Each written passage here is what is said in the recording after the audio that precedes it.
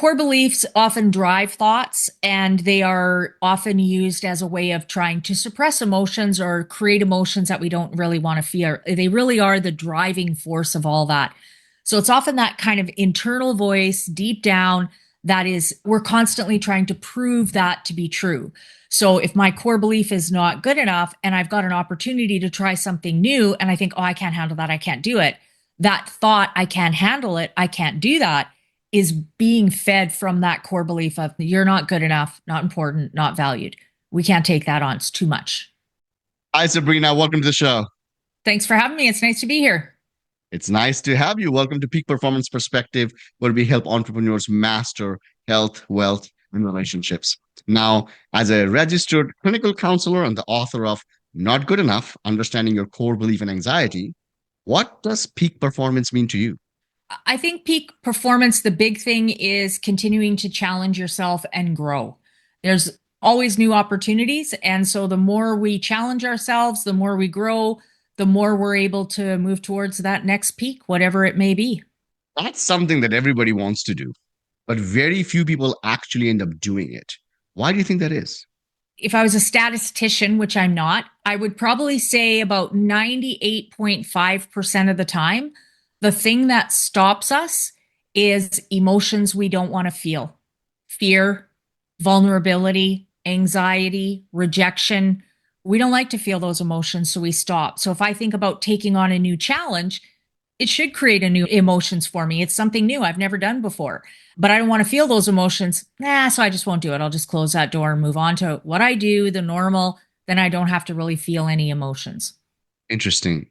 You wrote this book, which is really good. Why did you write this book in the first place? What led you to explore the concept of not good enough as a core belief, as opposed to anything else? Because there's so many other things you could have talked. So the model of therapy, really at the core of the model of therapy that I practice, it is looking at that core belief. So it's what I do every day with all of my clients. We're looking at that core belief feeling not good enough or not important, not valued, and figuring out how is that core belief developed over the years? And then what do we do to challenge and change that core belief? Now, to do that as a counselor, that's a long-term model of therapy. So my clients aren't with me for 4, 6, 8 sessions. They're with me a year and a half, 2 years, sometimes even longer. So what happened is I started my own private practice in 2010 using this model of therapy. And within 6 months, I had a waiting list. And I hate having to turn people away. And so I thought if I write a book using the same information around the core belief, I can provide a resource for people who can't access counseling for whatever reason, waiting lists or finances or just access to counselors in their community. And yeah, that's how the book came to fruition, was a way to reach more people than just me in my office at home. How do you define a core belief? How is it different than a thought or an emotion?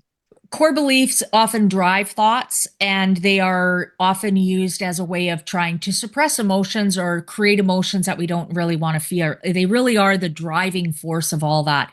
So it's often that kind of internal voice deep down that is, we're constantly trying to prove that to be true. So if my core belief is not good enough and I've got an opportunity to try something new and I think, oh, I can't handle that, I can't do it, that thought, I can't handle it, I can't do that, is being fed from that core belief of you're not good enough, not important, not valued. We can't take that on. It's too much. So it really is that driving force. This not good enough belief system, why does it go unnoticed for so long? It's not something that everybody's talking about. I think we hear a lot of not good enough. No matter what I do, it's never enough. But understanding that's actually that core belief, you're right, is really deep. And part of that is because it's all we really know. We don't really talk about how do you walk right foot, left to right foot. We just take it for granted. We just do it. We know how to walk. We learn it between 9 months and 16 months or whatever it might be. And we don't really stop and think about it again. That core belief is that ingrained. I'll often have people say, how does your core belief, when does your core belief start to develop? Honestly, before you are even born, because you are born into your parents' core belief. So if your parents believe they are not good enough, how can they teach you that they are, that you are? So Interesting. it's something that is ingrained right from the very, very beginning, and we don't even really realize it's there. So if it's something that we're almost born with, the original sin, right? What chance does one really have of changing that? The very first part is awareness. You have to be aware of how significant that core belief is and how it's presented within your own thoughts, actions, behaviors, people that you associate with. You need to become more aware of what that is like for sure. Ideally, in what I'm doing, I'm trying to help the parents recognize it within themselves so they can challenge and change it within their child. So their child doesn't even really have to make a conscious effort of changing that core belief because it's just shifting because the parents are feeling more good enough. They're going to then be able to pass that on to their child as well. It's one thing to be able to understand that you have a problem and then challenge that unhealthy core belief. But before that has to be identification. So, Right. how does one even go about understanding if they have a core belief problem? It's that self-awareness and self-reflection. So often if we see people are struggling, if you have high anxiety, if you have depression, if you just feel disconnected in your life, if you're drawn to people over and over again who don't really treat you well, don't respect you, if you're not happy with your job, if you struggle with addictions, if you're a gambler, if you watch a ton of porn, if you overindulge in all kinds of different things, those are usually signs that core belief is there. So if I struggle with alcohol, why am I drawn to alcohol? Ultimately, it reinforces that core belief. If I feel not good enough, I go out and get drunk. I don't have to feel that for a couple hours, right? I get a bit of a distraction from it, numbs everything. But now the next day, I'm hungover. I've spent money I didn't really have. I said things that I wish I wouldn't have said. Ultimately, reinforces and supports that core belief that we're constantly trying to reinforce and support that core belief. So we need to look at the behaviors of what we do, our thoughts, what are our thoughts like, and think about, okay, are those things reinforcing good enough, important, and valued, or are they reinforcing not good enough, not important, not valued? Nobody's core belief is 100% one or the other, but we often find that people who are struggling, that not good enough is usually more significant. Once we have awareness, then we can start to challenge and do something about it. But if I'm not aware, I don't even know I need to do anything about it. Let's talk about a specific emotion. A lot of entrepreneurs struggle with anxiety, right? For sure. And it's something that they don't choose to have. Nobody wakes up and wants to have anxiety. It's just something that happens to them. Anxious people know that they get anxious, right? And they also know sometimes what's causing them. There are times when they don't know, hey, I'm just anxious for no reason. But here's an example of awareness. Hey, I get anxious. Identification. Yeah, this is something that I struggle with. And intellectually, they understand it. What's the next logical step for them to be able to implement this so that they could work towards a path where they don't feel anxious all the time anymore? How does that anxiety connect back to the core belief? So a lot of people say, let's say an entrepreneur, I've got a big business meeting where I'm trying to get some grant money or something along that. So I have anxiety about the meeting. It's not really about the meeting. It's about my belief in my ability to handle the meeting. If I feel like, okay, I've got a plan, I know what I'm going to say, I'm going to go in and say what I need to say, I'm not going to have a lot of anxiety. But if I don't believe in myself that I can handle the meeting, I'm going to have more anxiety. So anxiety is the opposite of confidence. So when you've got an entrepreneur who's trying something new, stepping out of their comfort zone, creating this thing that they've never created before, they're going to have anxiety because they shouldn't be super confident because we're trying something new. Every time we try something new, we're going to have more self-doubt, more insecurity. We don't know what it looks like. It's unpredictable. And so we're going to have more anxiety. The more we challenge ourselves and figure out plans on how to handle those things, the more we become more confident in trying new things, in stepping out of that comfort zone. Then that anxiety becomes less and less. But anxiety is lack of belief. Often we feel anxiety before the event. Once it actually happens, we go, that wasn't that bad. Why was I so anxious about it? It's not about our actual ability or skill. It's about my belief in myself that I can handle it. If my core belief is not good enough, I'm not going to believe in myself as much that I can handle those kind of things. So I'm going to have more anxiety generally across the board in all areas. How does one know that they are operating from a belief system like this, even if they seem to be successful from the outside. Right. So one of the things that that core belief not good enough can look like is if I'm trying to prove to everyone else that I am good enough. Hmm. I prove that I am successful. I prove that I'm going to make $1 million. I've got to try to prove to everybody else, see, look, I'm good enough. I'm good enough. I'm good enough. As soon as you're trying to prove it to everyone else, you really don't truly believe it within yourself. If you believe it within yourself, you don't need everyone else's approval. You still want to be successful, but it comes from more, you feel more pride, more content. It's not as fear driven, it's not as insecurity driven. So, what would be a healthy way to deal with it? Because life is full of rejections, right?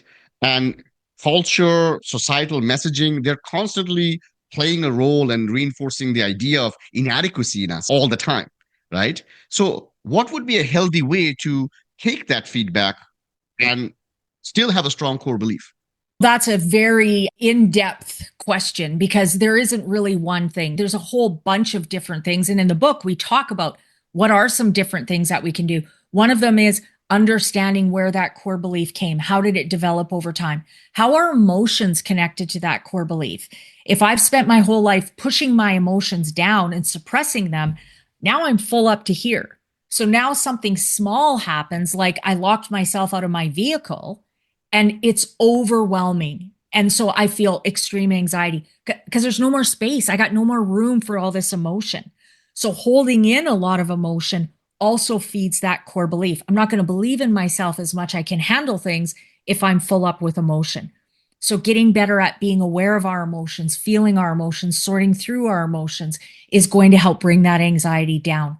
Making a plan, right? Anxiety is lack of confidence. So if I make a plan on how I'm going to handle something, I'm going to feel more confident because now I know what it's going to look like or what it could look like. Still might not go perfectly according to plan, but at least I have something to fall back on.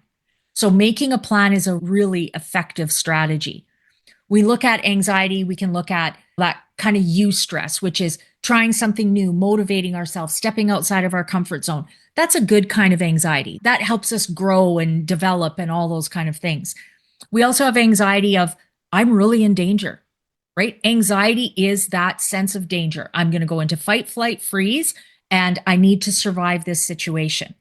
That's a good kind of anxiety. That keeps us alive. The anxiety that's the issue is the sense of danger. So, where I'm thinking about these things, that makes me feel like I'm in danger. So, I'm going into this fight, flight, freeze, but I'm not actually in any danger. So, that's those what if thoughts. What if this happens? What if this happens? What if this happens?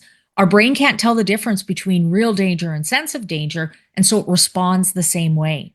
So people who have really high anxiety are often creating their own anxiety with their thoughts, sometimes hundreds, even thousands of times a day, because these thoughts are so prevalent and so significant. That has a massive impact on us for sure. Have you noticed any patterns in your clients who struggle the most with this belief system? So there's two pieces. There generally is trauma of some sort growing up, whether it's growing up with a lot of chaos, a lot of volatility, neglect, parent being gone, working a lot, disappearing for whatever it might be, a lot of disconnect in the home where child's kind of off on their own, doing their own thing, a lot of chaos. Often we see that as a piece of it. But then the other really important part is the emotions. So when something happens, are my parents helping me sort through and feel my emotions and deal with it? Or are they just teaching me to push it down, pretend it's not there, suck it up, everything's fine, we're going to avoid it and pretend it's not there? The combination of those two things are going to make a more and more intense core belief of not good enough for sure. How do adults deal with this? Because it's one thing if you are reading the book and you listen to this podcast and they're like, oh, I just had a kid. My son is 3.5 years old. I'm literally learning from this and Right. I could potentially fix the mistakes before they even happened. But what Right. happens if an adult is listening to this, right? What steps can they take? So again, it's becoming more aware, understanding why I am doing what I'm doing, how much is it feeding that core belief. Even that awareness helps us challenge that core belief. So every time I go, oh, there's that core belief again, I'm actually challenging and creating the core belief good enough, important, and valued. And then you want to take that awareness and go, okay, so what am I going to do about this? How do I take that next step and move forward with this? And often what we see, especially people with anxiety, is they take giant leaps, not just a step. What we say is, no, we're going to go way back and take just little tiny baby steps. And between each baby step, we're going to practice it, build confidence. Then I take that next step. So we need to look at, okay, this is what's going on for me. This is feeding that core belief. What can I do? What's one step I can take to move towards an end goal? And that end goal may be 6, 8 months down the road, but if I'm taking little tiny steps, I'm eventually going to get there. If I take giant leaps, it becomes too much, too overwhelming. I end up back at the starting line or even farther back than that. So many of us are lucky sometimes to have somebody in our life who sees us differently than how we see ourselves. And we might be feeling we're not good enough, but the other person who we're married to, a partner, a friend, whoever it is, sees that we are good enough. But it's a difficult conversation to have, right? So, how do you gently challenge someone who insists that their not good enough story is true? And I think that's part of the challenge is if I believe I'm good enough, it doesn't matter how many times you tell me I am good enough, I'm not going to believe you. That is my truth. Whether it's true or not, don't matter. It is my truth. So I have to become more okay to be able to look at myself and see these things from a bit of a different perspective. And often we see people get really defensive and just shut other people down because then I don't have to change. I don't have to look at anything different. You have to at least believe in yourself that you can handle looking at things a bit differently. For some people, they're able to take that. Other people, even that is too scary. My clients, when they call to book an appointment to see me, I always give them kudos. I say, there's 33 million people in Canada, and the vast majority of them don't ever pick up that call and say, hey, I think I need to figure this out. Can you help me with this? But you did. So your core belief isn't as not good enough as you thought it were because you were willing to take the risk and make the call to at least start. And I would say that for all your listeners as well. Your core belief is at least strong enough that you chose to listen to this podcast and hear the information. A lot of people like core belief, not listening to that. That's too scary. So if you're willing to take that risk, you're willing to open yourself up to new information, then you listen to that, let that kind of sit for a while, practice it, and then you take the next little step and so on.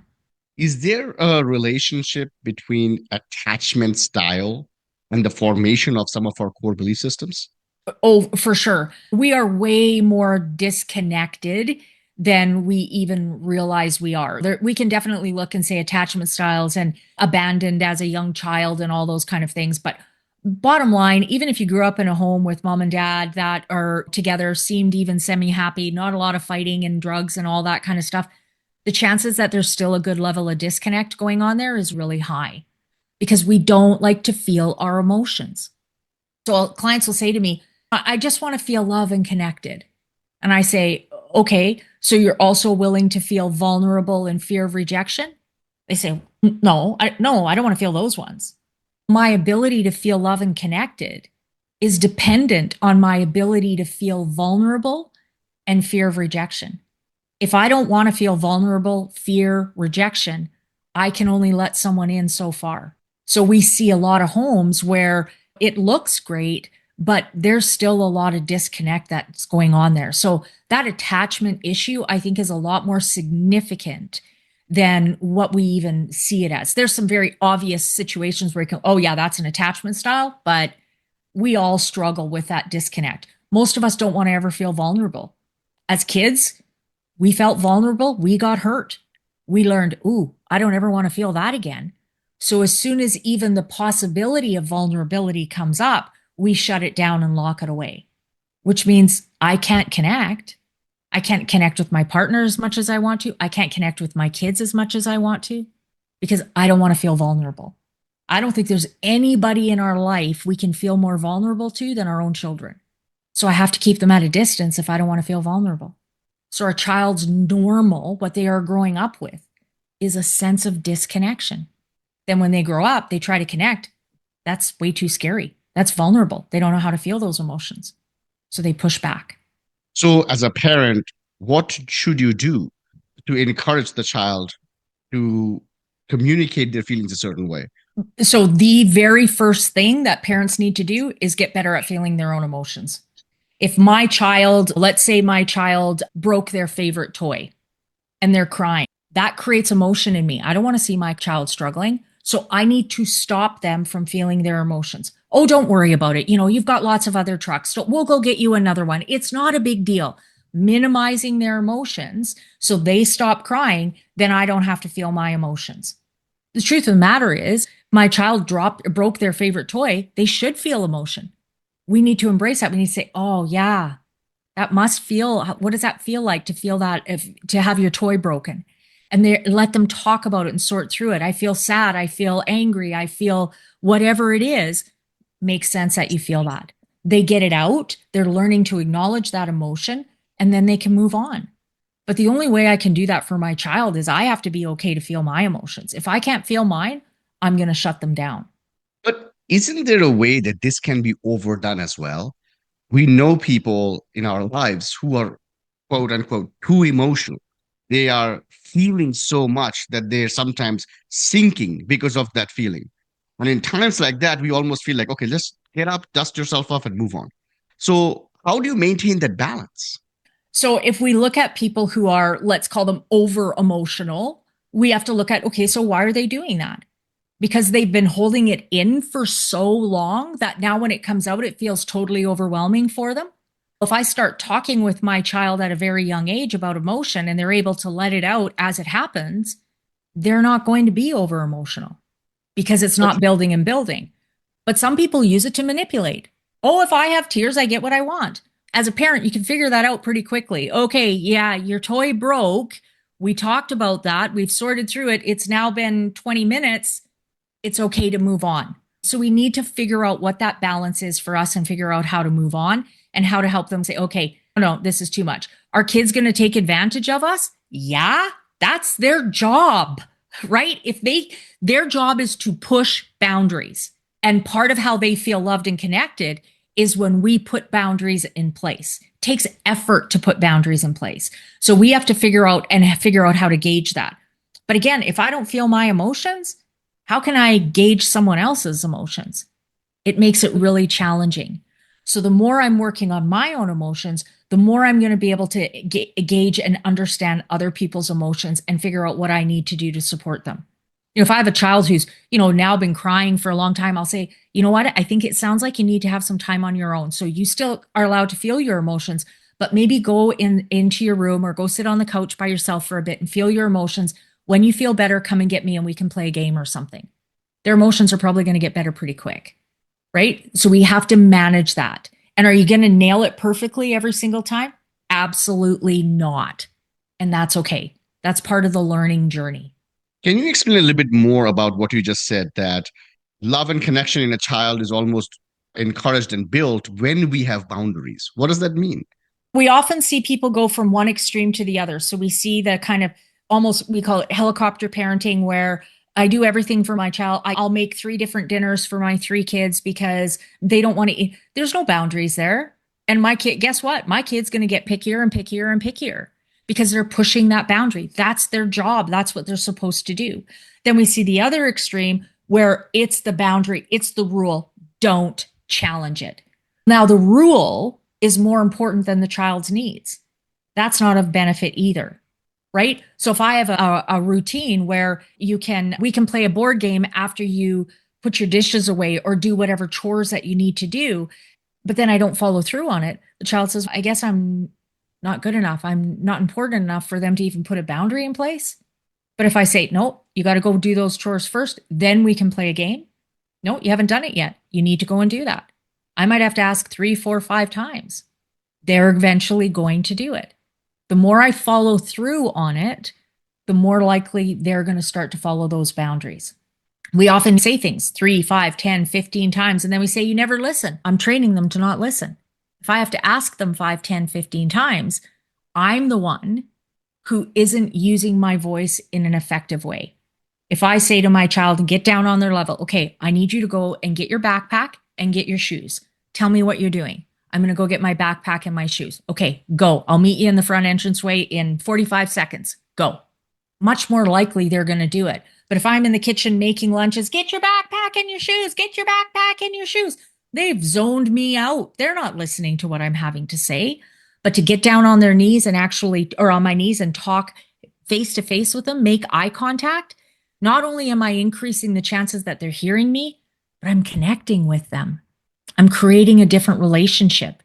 They want to work with me. They want to feel that sense of connection. But if we're just strangers wandering around in the same house, there's not really that need to want to try to connect and work together. When we're looking at the young generation coming up, a lot of people are saying that this generation is a lot more fragile than older generations.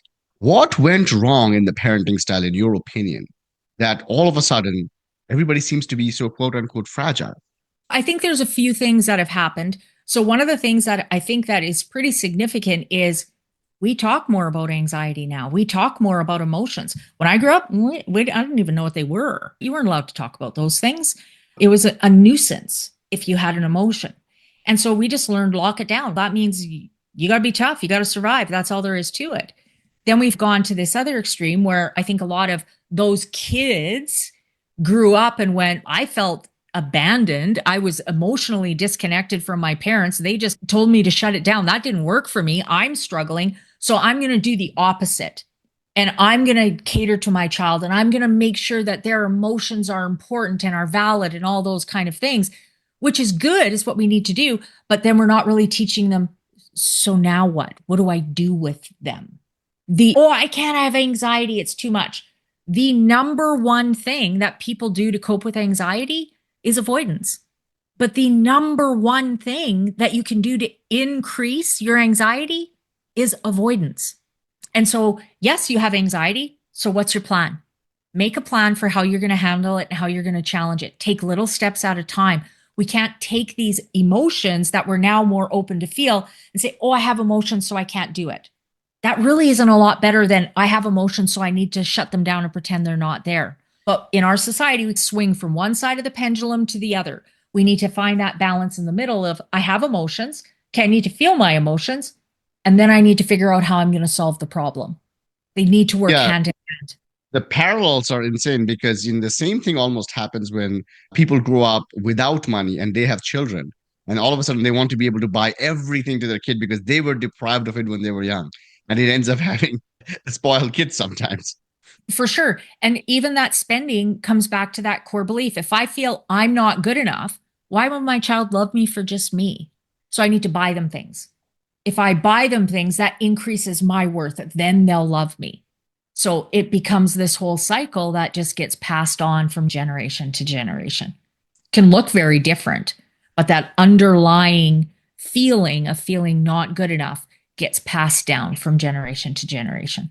How do we balance self compassion with this desire to grow and improve? I think they go hand in hand. In order to grow and improve, I have to have self-compassion for myself. I have to take care of myself so I feel confident in taking that next step to grow and improve. There's a big difference between self-compassion and self-ish, right? Self-ish is I'm going to do whatever I want. I don't really care what impact it has on other people. Self-ish is I need to take care of myself so I can offer more. I can have more connection with the people around me. So self-compassion is vital for growth and motivation and challenging ourselves to step outside of our comfort zone. If we don't have that, we're going to be too depleted, too tired, too exhausted, don't believe we're worthy. Why take that next step? It's just one more thing to do. What role does the body play in holding on to these beliefs? And how can somatic awareness support healing of this type? It's significant. It is a reaction to that core belief. It is, even anxiety, right? So when we go into that fight, flight, freeze response, what happens is adrenaline gets dumped into our body, gives us that boost of energy to fight or to run away from a situation. But if I'm having this sense of danger where I'm creating all these worry thoughts, but I'm not really in danger, my body's still being dumped with adrenaline. But now I don't need that adrenaline. So we see people where they're always moving, they're always fidgety, their bones are sore, their muscles are sore, they're achy because they're constantly being dumped with this adrenaline. But where does the adrenaline come from?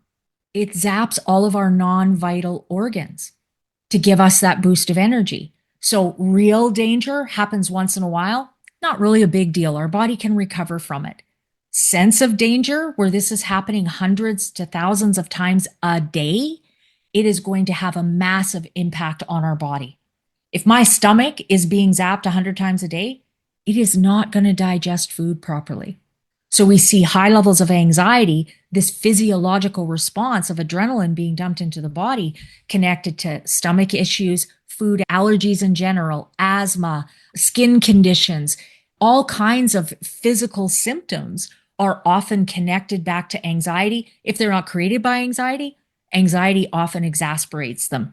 If something's wrong with me, if I've got some sort of an illness, a cold, or even cancer cells, they feed off of unhealthy cells. My body is always in recovery from anxiety. Physically, I'm going to have some major symptoms.